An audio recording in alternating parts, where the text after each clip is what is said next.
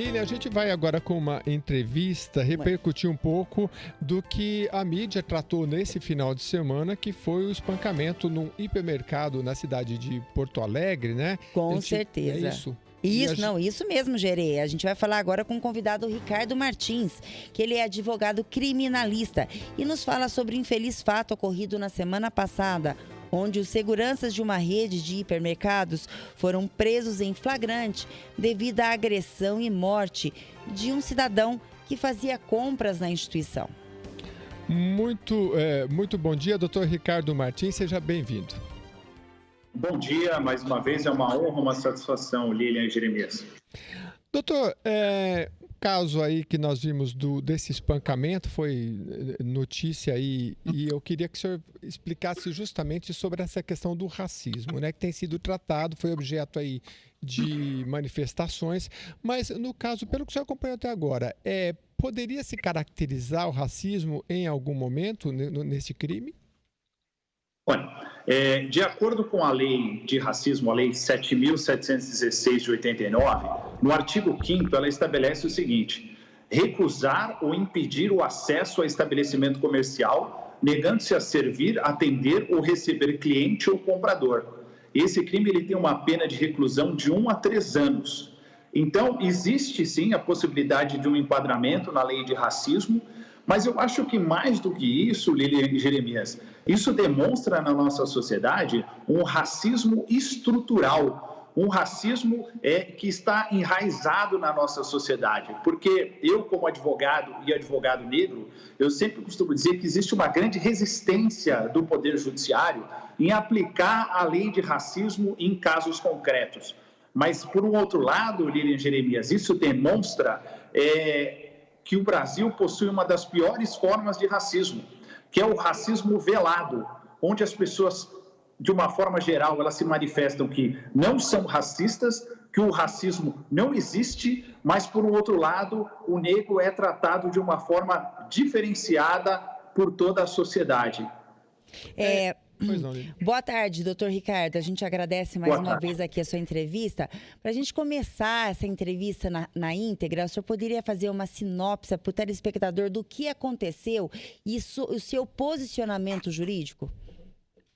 Parece que houve um desentendimento entre o cliente, que foi a vítima, e funcionários do supermercado. Isso daí ainda está sendo investigado. Em decorrência disso, ele foi colocado para fora do estabelecimento comercial e parece que houve um momento que ele agride um segurança do supermercado e aí começa a confusão. E aí os dois seguranças do supermercado, um que trabalhava de forma irregular e o outro que era credenciado como segurança, mas não tinha vínculo com a empresa de segurança, ele então passa a agredir então o João Alberto, levando ele até a morte. E o laudo, ele comprova que o João Alberto foi morto então por asfixia. Mas o que nos deixa indignado, Lilian, é a falta de preparo dos profissionais, dos agentes de segurança privada ali no caso concreto. Porque, quer dizer, eles tiveram um problema com o cliente e aí, em decorrência disso, eles matam o cliente, eles agem de uma forma totalmente desproporcional, levando esse cliente à morte.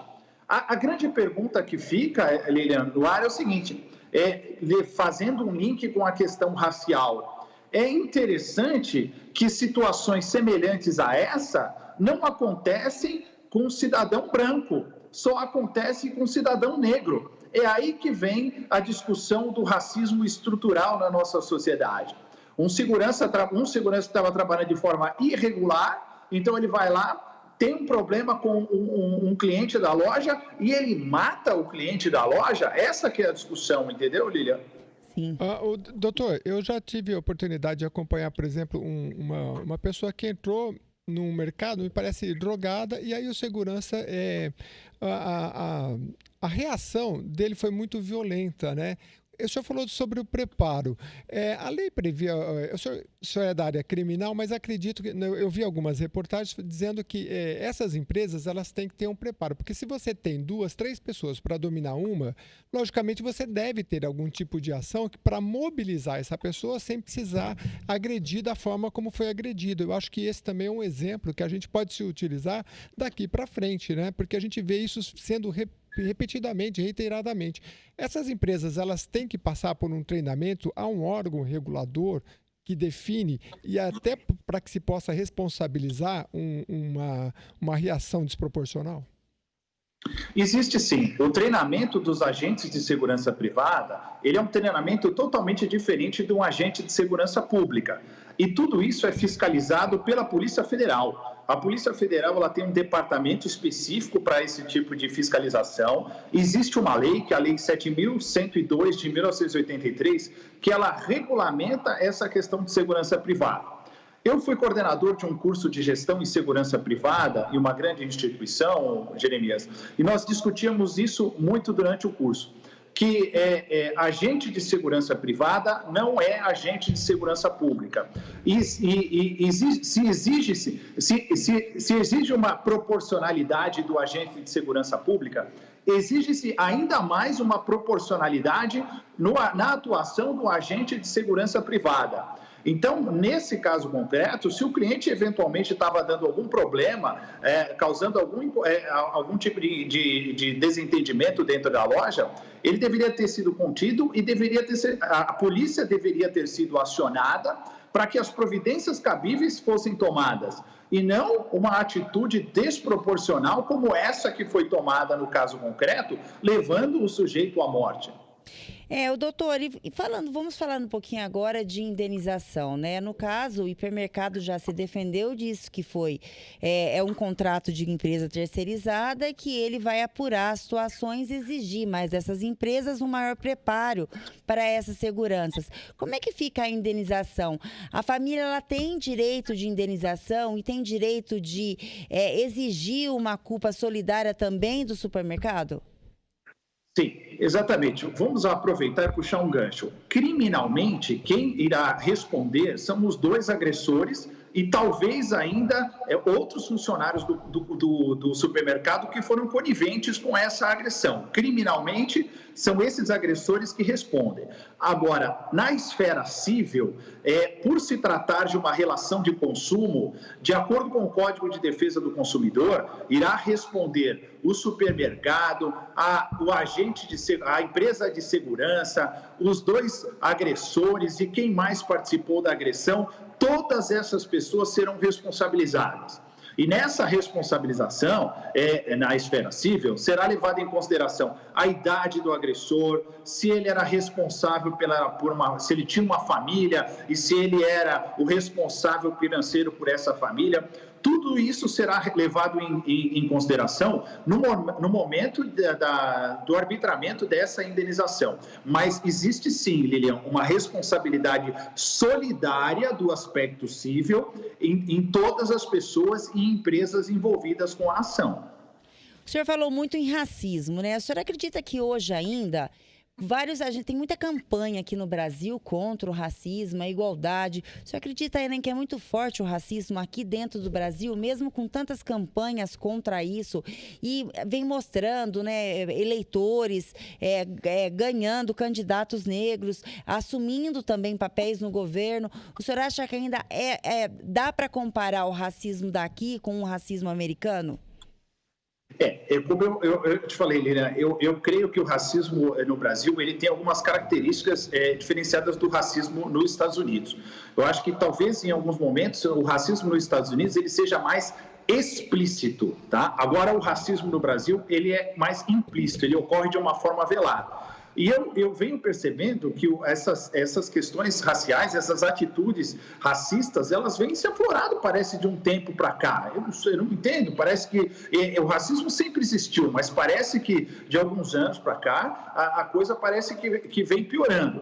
Sim, Lília, eu entendo que o racismo existe tá? E esse tipo de racismo que existe no Brasil, da forma velada, na minha opinião, é uma das piores formas de racismo que existe, porque ele impede a defesa, ele impede que a pessoa se defenda dos atos raciais. Então, eu entendo sim que existe o racismo no Brasil, apesar de um movimento negro ter se organizado muito mais, está cada vez mais organizado, e existe sim o racismo. E talvez, pelo fato desse movimento negro estar cada vez mais organizado, como você mesmo falou, elegendo aí políticos e tudo mais, talvez isso venha gerando uma reação por parte das pessoas que não concordam, por parte daquelas pessoas que não gostam de ver o negro, de ter contato com o negro em determinados espaços.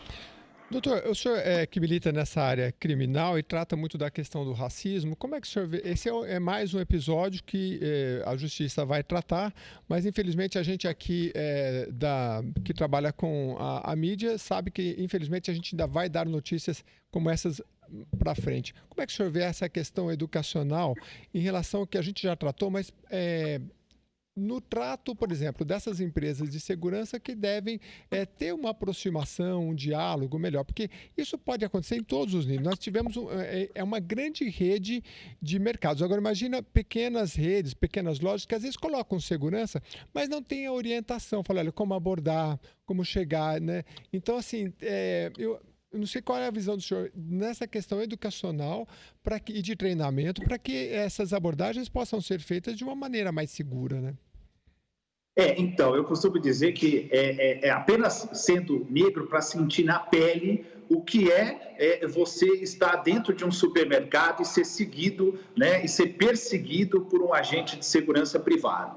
Isso demonstra, sim, Jeremias, que nós precisamos de um treinamento específico e um treinamento antirracista para esses agentes de segurança privada. E muitas empresas já vêm investindo nisso, viu, Jeremias? Inclusive, alguns cursos específicos de gestão em segurança privada vem dedicando algumas horas dos cursos justamente para debater essas questões raciais. Então, acho que nós estamos passando por um processo de evolução, Jeremias, mas ainda temos muito que alcançar, viu? Só que o problema dessa empresa de segurança privada, além da irregularidade que ela tinha nos agentes de segurança privada, ainda parece que tinha uma outra irregularidade, porque nós tínhamos agentes de segurança pública sócios dessa empresa de segurança privada, o que é vedado por lei. Um agente de segurança pública ele não pode ser sócio-gestor, sócio-administrador de uma empresa de segurança privada. Isso é uma coisa que a Polícia Federal, numa investigação extraordinária, ela está fazendo em cima dessa empresa de segurança pública também, de segurança privada. Muito bem. Doutor Ricardo Martins, advogado criminalista, a gente quer agradecer muito a sua intervenção mais uma vez aqui, colaborando com o Jornal da Rede Alesp. À disposição. Obrigado. Obrigada, doutor. Tenha uma boa tarde.